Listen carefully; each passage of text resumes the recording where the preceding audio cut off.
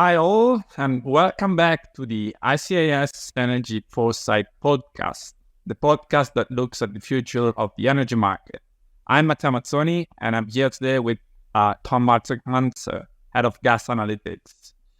Today we talk about the gas outlook. We are about to end this summer and to approach the beginning of the new gas year. Hi Tom, how are you? Yeah, Tom, I'm good, thank you. How are you doing? I'm very good, thank you. So let's go into that. Obviously, it's summer. The hot topic is always storage.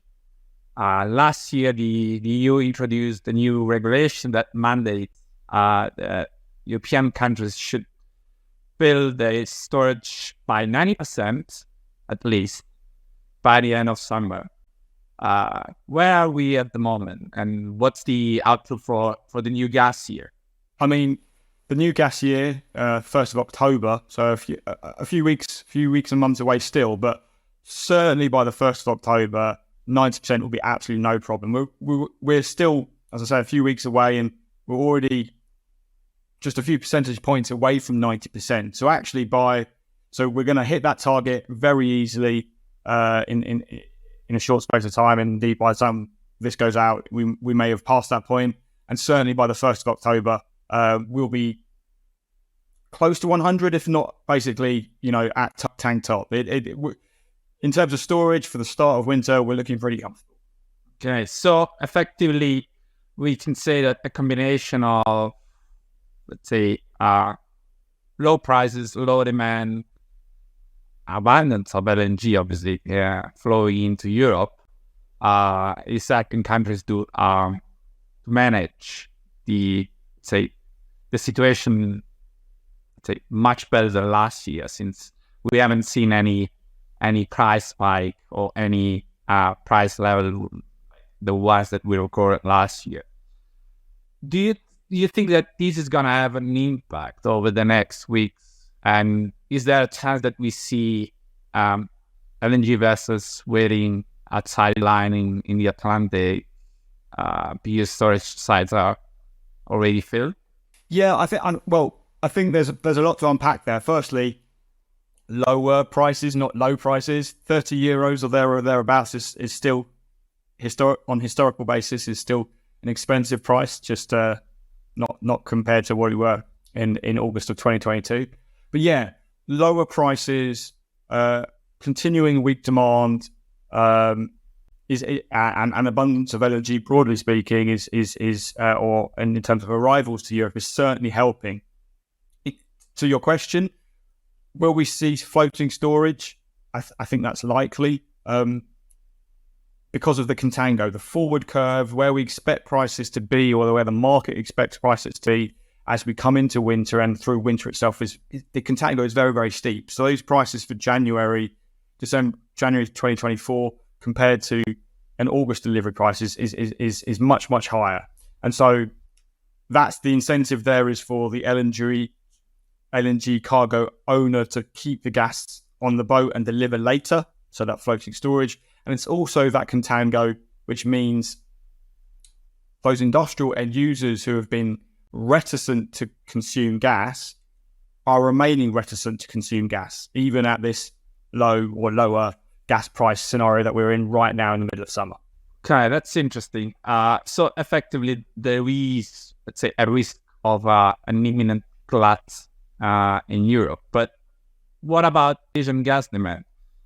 Since we're talking about, obviously, LNG, which is gas on a ship that can go everywhere, and everybody expected gas demand in Asia, especially in China, to rebound strongly. But that hasn't really materialized, has it? We see possibly China still preferring coal over gas. Is that because there is too much competition? Yeah, I mean, I think the spectre of a super strong China, as was being forecast by some or predicted by some earlier this year, is certainly not come about. It's really important to frame that in the sense that gas demand and therefore LNG demand in China in 2023 was always going to be higher than 2022. So comparing that year-on-year statistic is maybe not the right one. I mean, we've seen July LNG cargoes into China this July 2023, almost 25% higher than July 2022. But that's not really what we should be looking at, because everyone expected higher LNG. It's the concern that actually LNG demand, particularly in China, goes way beyond what we saw a few years ago when it really assumed much. But we don't expect that. We expect 2023 Chinese LNG demand to be pretty similar to 2021.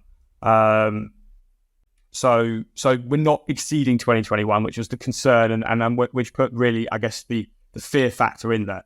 And then the other thing to consider when you come in talking about Asian LNG demand is the other major economy, Japan, not nearly importing as much. Again, July's LNG intake, ICIS data shows, was about 25% lower year on year. And that's a function of loads of nuclear power, additional year on year, more coal-fired generation, but also power demand structurally is a few percentage points lower as well. So even in a heat wave, they're consuming less gas for power gen, and that's offsetting some of that Chinese upside. Even if there is, as I said, it's not super upside compared to 2 years ago. So yeah, we think ICIS, with the way we forecast the market for the remainder of the year, that we see now through to at least December as the market broadly balanced, and maybe a bit of tightness coming into December at the very end of the year. Can we say that the crisis is over? No. We definitely can't say that. Maybe we could say it's abating, but it's not over. And until structurally we have the next wave of LNG projects which have taken FID or are taking FID, which will materialize in say 2026, 2027, I really don't think until that point we can really comfortably say the crisis is over. Okay, so more volatility or new volatility is expected. Oh yeah, for sure.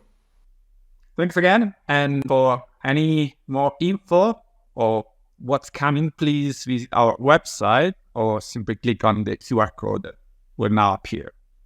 Thank you. Cheers.